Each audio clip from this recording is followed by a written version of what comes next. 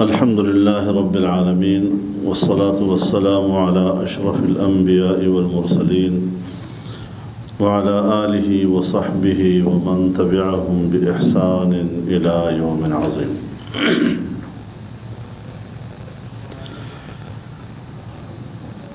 سب سے پہلے تو میں صمیم قلب سے شکر گزار ہوں حضرت مولانا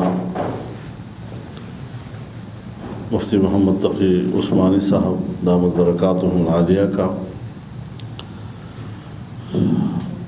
اور ان کی اس پوری ٹیم کا جو ایک طویل عرصے سے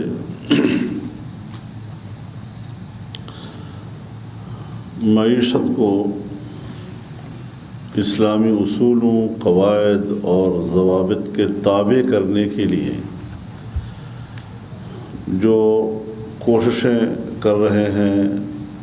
ان کے جہود مشکورہ کو میں خراج تحسین پیش کرتا ہوں. اور میں ایک زمانے سے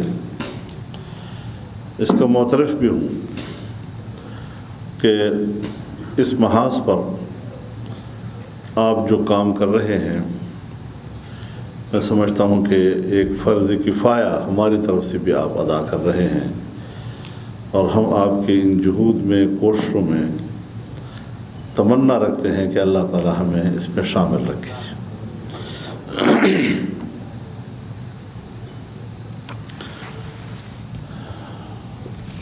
مملکتوں کی زندگی میں ملی، مملکتی، قومی زندگی میں دو چیزیں بڑی اہم ہیں.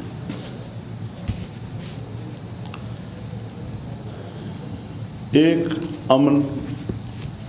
اور ایک معیشت. جب ہم لفظ امن استعمال کرتے ہیں تو یہ 3 حروف کا ایک چھوٹا سا لفظ ہے، لیکن یہ محیط ہے تمام تر انسانی حقوق کو اور اس کے تحفظ کو. اور انسانی حقوق کا تعلق 3 چیزوں سے ہے: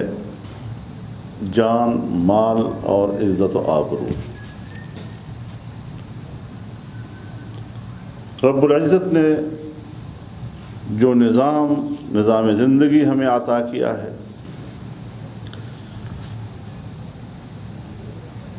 اس پورے نظام زندگی میں جتنے قواعد و ضوابط اللہ نے ہمیں عطا کیے ہیں، رہنمائی دی ہے، وہ انہی انسانی حقوق کے تحفظ کہ انسان چونکہ مدنی الطبع ہے، مل جل کر رہنے کی فطرت رکھتا ہے، تو پھر وہ ایک دوسرے کو حقوق کیسے ادا کریں گے، مل جل کر رہنے کے جو تقاضے ہیں وہ کیسے پورے کریں گے. یقیناً اللہ نے ہمیں ایک رحمت کا ایسا نظام عطا کیا ہے کہ اگر ہم اس کو اپنا لیتے ہیں تو پھر تو ہم روئے زمین پر خدا کی خلافت کے مستحق بنتے ہیں، اور اگر ہم اس کو رد کرتے ہیں تو پھر اللہ کی باغی کی حیثیت اختیار کر لیتے ہیں. ان دو کے بیچ میں کوئی فاصلہ نہیں ہے. دوسری چیز معیشت ہے.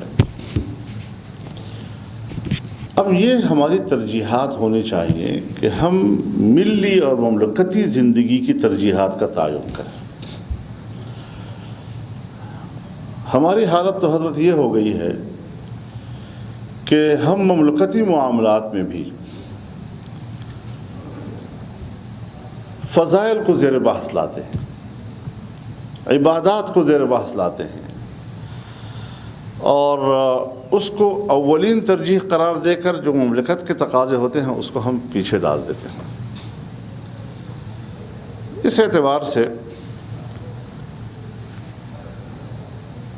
حضرت ابراہیم علیہ السلام کو جب اللہ تعالیٰ نے مقام امامت پر فائز فرمایا، ساری زندگی آپ شرک کے خلاف، بتوں کے خلاف، ان کی خدائی کے خلاف لڑتے لڑتے آگ میں ڈالے گئے، کیا کیا مشکلیں آپ پر آئیں۔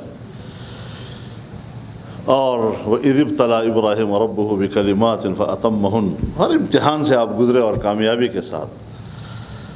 تو پھر اس کے بعد آپ کو امامت عطا کی گئی۔ وَإِذْ قَالَ إِبْرَاهِيمُ إِنِّي جَاعِلُكَ لِلنَّاسِ إِمَامًا، جو ہی آپ کو مقامی امامت عطا کی گئی، اب آپ کی ترجیحات میں تبدیلی نظر آ رہی ہے۔ اب آپ فرماتے ہیں وَإِذْ قَالَ إِبْرَاهِيمُ رَبِّ اجْعَلْ هَٰذَا بَلَدًا آمِنًا وَارْزُقْ أَهْلَهُ مِنَ الثَّمَرَاتِ،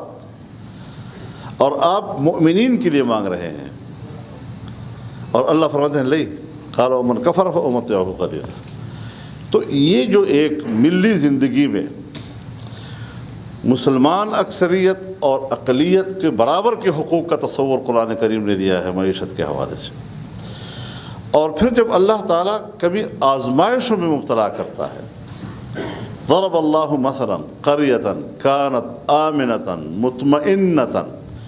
یأتیہا رزقها رغدا من کل مکان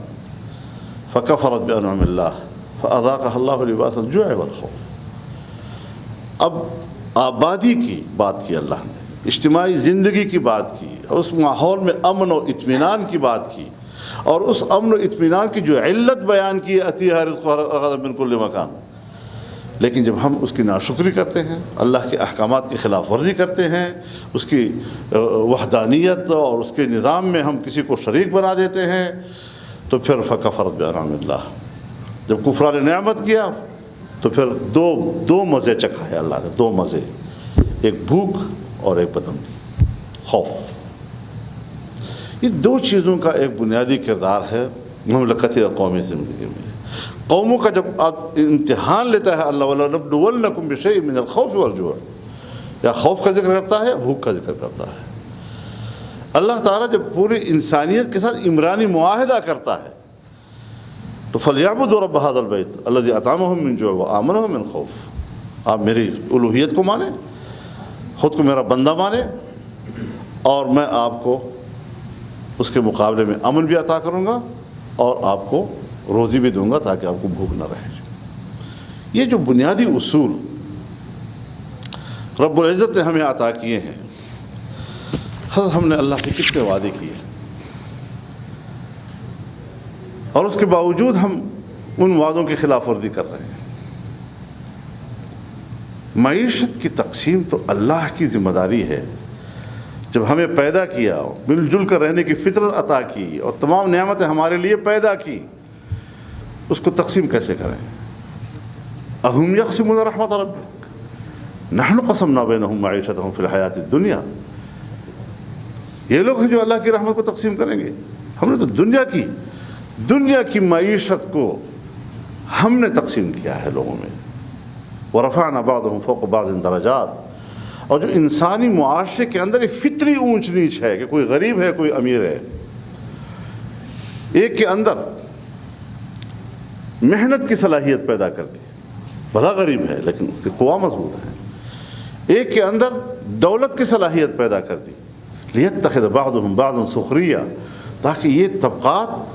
اور اپنی اپنی مستقل صلاحیتوں کے مالک ایک صلاحیتوں میں ایک دوسرے کو مسخر کریں، ایک دوسرے سے وابستہ ہو جائیں۔ اسی بنیاد پر ہم کہتے ہیں کہ دنیا ہمارے وسائل پہ قبضہ کیوں کر رہی ہے؟ ہمارے پاس وسائل ہوں گے لیکن ہمارے پاس ٹیکنالوجی نہیں ہے۔ آئیں امریکہ اور مغرب اپنی ٹیکنالوجی لائیں، اپنا پیسہ یہاں انویسٹ کریں، ہمارے ساتھ مارکیٹ کی بنیاد پر سودا کریں، منافع وہ بھی لیں، منافع ہم بھی لیں گے، لیکن ہمارے وسائل پر قبضہ کر کے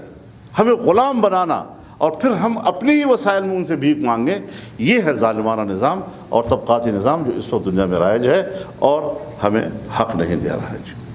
مغرب کی سرمایہ داریت ہے، پورے سرمایہ کی ملکیت افراد کے ہاتھ میں، اور ریاست فارغ، یہ پرائیویٹائز، یہ پرائیویٹائز، یہ پرائیویٹائز۔ اس کے مقابلے میں کمیونزم ہے تو تمام سرمایہ کا مالک ریاست، فرد فارغ۔ یہ وہ جس کہتے ہیں کہ انتہائیں ہیں اور افراط و تفریط ہے، لیکن اگر اعتدال کی معیشت اور ملی جلی معیشت کو جو لفظ ہم استعمال کرتے ہیں، جس میں فرد کی محنت کا بھی اس کو اجر ملتا ہے، اور جس میں ریاست جو ہے اس کی نگرانی اور اس کے اپنے مفادات بھی ہوتے ہیں، سب کا تحفظ کرنے والا اگر ہے تو وہ قرآن کریم کا وہ نظام ہے معیشت کا جو آپ کو عطا کیا ہے اور جناب رسول اللہ صلی اللہ علیہ وسلم کی تشریحات کی ہے۔ تو اس اعتبار سے میں سمجھتا ہوں کہ جب تک ہم اللہ کے سامنے اپنی بندگی اور عبودیت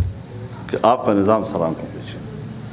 ہم ہر محاذ پر اپنے عقل کو اول سمجھتے ہیں، اس میں کوئی شک نہیں ہے کہ عقل بہت بڑا رہنما ہے اور اتنا عظیم نعمت ہے اللہ کی کہ اسی عقل کی بنیاد پر تمام مخلوقات اور جانداروں پر آپ کو اللہ نے فضیلت عطا کی ہے اور پھر رہنمائی دی۔ اگر آپ کو مقام خلافت عطا کیا ہے تو خلافت اجتماعی ذمہ داریوں کا نام ہے، تو اس خلافت کے منصب پر فائز ہونے کے لیے جو وجہ فضیلت ہے وہ اگلی آیت میں ہے کہ وَعَلَّمَ آدَمَ الْمَسَاقُ اللَّهِ، آپ کو میں تعلیم دے رہا ہوں جس نے علم حاصل کیا۔ تو یہ علم کی بنیاد پر ہمیں ان چیزوں کی ضرورت ہے اور ہم یہ تسلیم کریں کہ ہماری عقل بہت بڑی نعمت ہے لیکن رہنمائی کے لیے کافی نہیں ہے، خطا و انحراف کا شکار ہو جاتی ہے، ہماری عقل کبھی معوف ہو جاتی ہے، زیادہ محبت میں بھی اور زیادہ غضب میں بھی اور زیادہ شہوت میں بھی اور حرص میں بھی اور لالچ میں بھی ہم غلط فیصلے کرتے ہیں۔ تو وہی ایک ایسی چیز ہے جو کسی حالت میں بھی خطا و انحراف کا اس میں امکان نہیں ہے، اتنا بڑا رہنما، لیکن مجال ہے ہم اپنی شریعت سے خوف کھا رہے ہیں۔ اسلام آئے گا تو کیا ہو جائے گا جی، اور آپ نے بالکل صحیح فرمایا کہ 70 سال سے ہم یک دم تو نہیں تبدیل ہو سکتا، ایک دم تو نہیں تبدیل ہو سکتا، تو تبدیل تو ہوا۔ اور سپریم کورٹ کی شریعت اپیلٹ بینچ نے اسی نقطۂ نظر کے ساتھ کہ جب تک متبادل نظام نہیں آئے گا اور اس کو ترتیب نہیں دیا جائے گا ہم فیصلہ نہیں سنائیں گے۔ ملک کے اندر کے اسکالرز، ملک سے باہر کے اسکالرز، تمام اسلامی دنیا کی اسلامی معیشت کے ماہرین کو بلایا گیا، ان کے مقالے لیے گئے، ان کے بیانات لیے گئے اور ہر سوال کے بارے میں جواب حاصل کیا گیا اور ایک فیصلہ بنایا گیا۔ اداروں سے کہا گیا کہ آپ اس نظام کو امپلیمنٹ کرنے کے لیے کتنا عرصہ آپ کو چاہیے۔ کسی نے کہا 1 سال عرصہ چاہیے، کسی نے کہا 2 سال عرصہ چاہیے، جس نے کہا 1 سال چاہیے ان کو 1 سال دیا گیا، جن کا 2 سال چاہیے ان کو 2 سال دیا گیا، اور پھر کہا گیا کہ نظر ثانی کی جائے گی، اور اب تک نظر ثانی میں پڑا ہوا ہے۔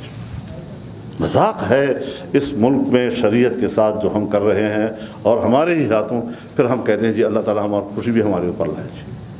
نہیں وہ تو پھر فضاق اللہ والی بات اور جو ہے والخوف والی بات ہوگی۔ تو میں تو یہ سمجھتا ہوں کہ حضرت آپ کی یہ جد و جہد جو ہے کچھ لوگوں کی کاوشیں شاید اللہ کے عذاب کو ٹال رہی ہیں، مبارک کوششیں، اور ان کوششوں کو مزید آگے بڑھانا ہوگا۔ حضرت آج آپ نے تو بڑی حوصلہ افزا باتیں کی، ماشاءاللہ ہمارے نوجوان ساتھی ہیں، لیکن جتنا ہم کوشش کر رہے ہیں اور کتنے آپ 90 ممالک آپ نے شمار کیے کہ اس میں اسلامی بینکنگ کا کام شروع ہوا ہے۔ جنگ کیا ہے آج اس وقت؟ جنگ ہے معیشت کی۔ آج بظاہر کمیونزم اور سوشلزم شکست خوردہ نظام ہے اور مغرب کی سرمایہ داریت فاتح ہے جس کی قیادت امریکہ کر رہا ہے۔ حملہ کس چیز کے اوپر ہے؟ حملہ اس وقت اسلامی تہذیب کے اوپر ہے، ہماری ویلیوز کو ختم کیا جا رہا ہے، معاشرے میں ایسی تبدیلیاں لاؤ کہ شریعت کی طلب ختم ہو جائے۔ تو یہ شریعت کی طلب ختم ہونا، ایک مادر پدر آزاد معاشرے کی طرف جانا، نشانہ یہی ہے کہ اسلامی معیشت کا جو ایک طلب ہے اور تشنگی ہے اس کو ختم کر دیا جائے۔ بنیادی بات یہ ہے، یہ تہذیبی جنگ بھی در حقیقت ہماری معیشت پہ حملہ کرنے کے لیے ہے تاکہ نوجوان نسل سے یہ خواہش ختم کر دی جائے اسلام کیا ہوتا ہے۔ اور مجال ہے کہ ہمارے اندر آج تک یہ سوچ آ رہی ہو کہ کسی مرحلے پہ جا کر تو ہم اس چیز سے جان چھڑائیں۔ ایسا نشہ ہے ہمیں، شراب پینے والا شراب کو برا بھی کہتا ہے اور اسے جان بھی نہیں چھڑا سکتا، چرس پینے والا، نشہ کرنے والا، ہیروئن پینے والا برا بھی کہتا ہے اس کو اور اس سے جان بھی نہیں چھڑا سکتا۔ اس طرح کے ہم اس خرابیوں میں ایک جیسے نشے میں ہم پھنسے ہوئے ہیں اور اس سے ہماری جان خلاصی نہیں ہو رہی ہے اور اس کے لیے ہم کوشش بھی نہیں کر رہے ہیں۔ حضرت یہ باتیں تو اپنی جگہ پر بالکل بجا ہیں اور ہمارے یقیناً معلومات میں بھی اضافہ ہوا ہے، اور مجھے تو یقیناً آپ یوں سمجھیں کہ میں اس موضوع کا صرف طالب علم ہی نہیں بلکہ ادنا طالب علم ہوں آپ کے سامنے، اور مجھے خوشی ہوتی ہے کہ ہماری سوسائٹی میں ایسے لوگ موجود ہیں کہ جو اس قسم کے معاملات میں ہماری رہنمائی کر رہے ہیں اور قوم کی رہنمائی کر رہے ہیں۔ آپ کے وجود مسعود ہمارے لیے غنیمت ہے حضرت، ہم اللہ کے شکر گزار ہیں کہ ہمارے اندر ایسے حضرات موجود ہیں جو ہماری رہنمائی کر سکتے ہیں۔ تو اس اعتبار سے میں تو یہ چاہوں گا کہ اس محنت کا اور اس کوشش کا اور مجھے مستقل ممبر بنا دیں تاکہ اگر ہم پارلیمنٹ میں ہیں، اگر ہم قانون سازی میں ہیں، وہاں ہمارا کردار کیا ہونا چاہیے؟ جب تک آپ کو ایک مسئلے پر علمی لحاظ سے عبور نہیں ہے تو پھر عوامی نمائندگان تو جی کوئی ایکسپرٹ نہیں ہوا کرتے نا جی، وہ تو کوئی ایک خاص علم و فن کے معیار کے حوالے سے منتخب نہیں ہوا کرتے جی۔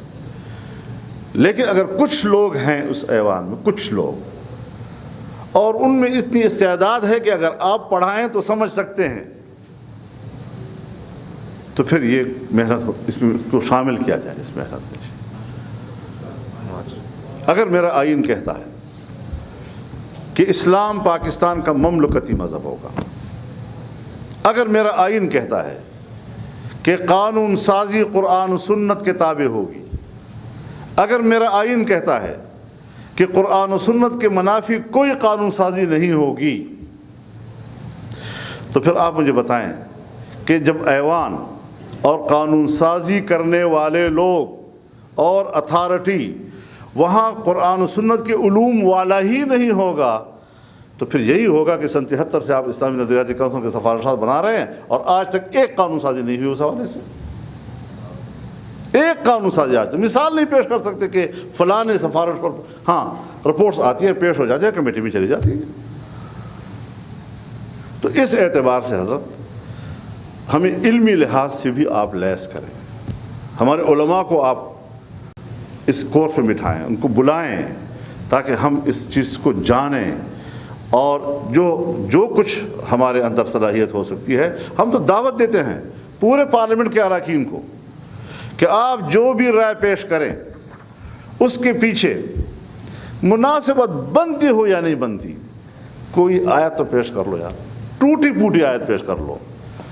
کوئی کہیں سے کھینچ تان کے کوئی حدیث کا ٹکڑا پیش کر دو، غلط سلط پیش کر دو کہ وہ تو صحیح، اتنا تو پتہ چلے کہ آپ جو رائے دے رہے ہیں اس کے پیچھے بحیثیت مسلمان کے آپ کی ایک اسلامی رائے ہے۔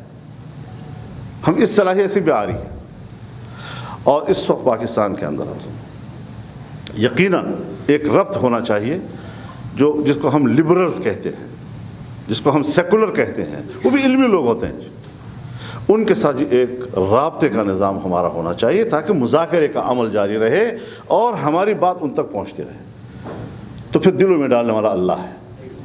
ان قلوب بنی آدم بین اصبع الرحمن یقلبها کیف یشاء۔ تو یہ بنیادی جذبات قسم کے ہیں جو میں نے آپ سے عرض کر دیے ہیں، اور باقی جزیات اور اس قسم کی چیزیں جو ہیں یہ آپ کے ماہرین فنون کے معاملات ہیں، ایکسپرٹس کے معاملات ہیں، ہم جیسے طالب علم شاید اس کا احاطہ نہ کر سکیں، لیکن رہنمائی کے لیے ہم ممنون ہوں گے کہ آپ اس محاذ پر ہم سب کی رہنمائی فرمائیں، پارلیمنٹیرینز کو بنائیں، ہماری کمیٹیاں بنائیں، ہم پارلیمنٹ سے لوگوں کو کھینچ تان کے شبلی صاحب ہوں گے اور ہمارے ہمایون خان ہوں گے، بلائیں گے، لائیں گے آپ کے سامنے، بٹھائیں گے آپ کے ساتھ، تاکہ یہ بہانہ تو نہ رہے کہ ہم تک یہ علمی استدلال ہم تک نہیں پہنچا تھا، تاکہ اس کی کمی پوری ہو سکے۔ جی تو ہم خوش آمدید کہیں گے، اور میرے سامنے ہمارے اپنے کولیگز بیٹھے ہوئے ہیں، کولیگز کو چاہیے کہ ہم اس بارے میں سوچیں اور ہماری دلچسپی بڑھے اس میں، تاکہ ہم سمجھیں تو صحیح۔ اگر میں قرآن و حدیث کا طالب علم ہوتے ہوئے اس معاملے پر دعویٰ نہیں کر سکتا تو جو لوگ قرآن حدیث کا ان علوم سے وابستہ نہیں رہے ہیں اور کالج یونیورسٹی میں مختلف فنون سے وابستہ رہے ہیں وہ تو یقیناً محتاج ہیں پھر اس کے. تو میرے خیال میں ہم سب اس کے محتاج ہیں کہ ہم ان چیزوں سے وابستہ ہو جائیں اور آپ کے یہ فورم جو ہیں وہ بنتے رہیں اور ہر سال ہوتے رہیں بلکہ سال میں 2 مرتبہ ہوتے رہیں اور اس طرح آپ ہمیں بلاتے رہیں. ہم بھی انشاءاللہ ایک داعی کی حیثیت سے اپنے کولیگس کو کھینچ کھان کے آپ کے پاس لانے کے لیے تحریک کے طور پر شامل ہوں گے کیونکہ اچھا کام ہے, ایک اچھی ارتقاء ہے اور جب تک نظام معیشت ہمارا بہتر نہیں ہوتا ہمارا ملک نہیں چل سکتا. اللہ ہمارا حامی و ناصر ہو. وآخر دعوانا